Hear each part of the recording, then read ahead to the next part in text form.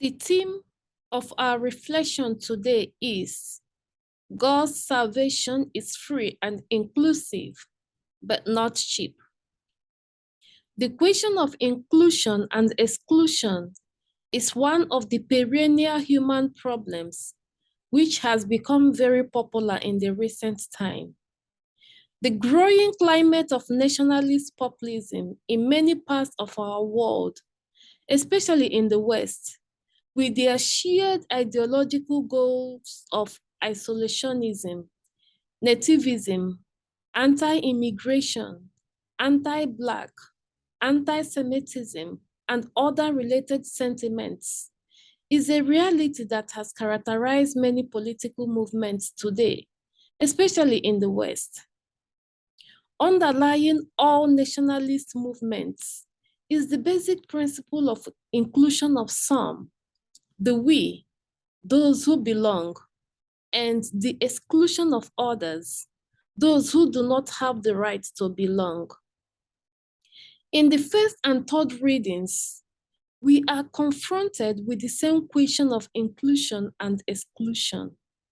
However, unlike the nationalist political climate of our time, the readings speak about God's eternal plan to include all people, especially those without rights, into the family of God's redeemed people. The first reading from Isaiah 66 verses 18 to 21 envisions a time when all nations will share in God's kingdom and have access to God's saving grace. The text alludes to a future time when the Israelites and the Gentiles will form one covenant community and all will participate in one worship of God.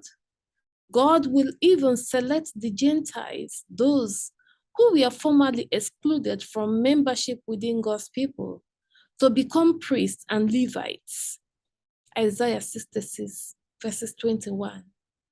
In this reading, we are able to see a picture of an inclusive and equal community of God's people, where nationalism and the race distinctions no longer hold sway. Here, we see the free and inclusive nature of God's call and gift of salvation. The gospel reading further buttresses the message of the first reading, but went beyond it. It stresses the free gift of membership into the covenant community and of God's salvation. We heard that many people will come from the four corners of the world and eat in the kingdom of God.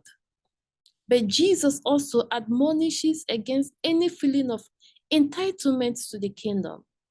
In fact, he contrasts those who feel they have the right to God's kingdom and those who actually get into the kingdom. In this passage, Jesus emphasizes the point that while salvation is totally a free gift of God, human response through obedience to God is required. This point is accentuated with the imagery of the narrow door. Luke 13, verse 24. Here, Jesus deploys the athletic or martial imagery of strife or fight, agonizomai, a term usually used in Hellenistic world with respect to the exercise of virtue or moral and obedience to the law of God, to underscore this human response. God's gift of salvation is free, but not cheap. The passage also speaks of the urgency to accept God's invitation now, since the narrow door will not remain indefinitely open. Luke 13, verse 25.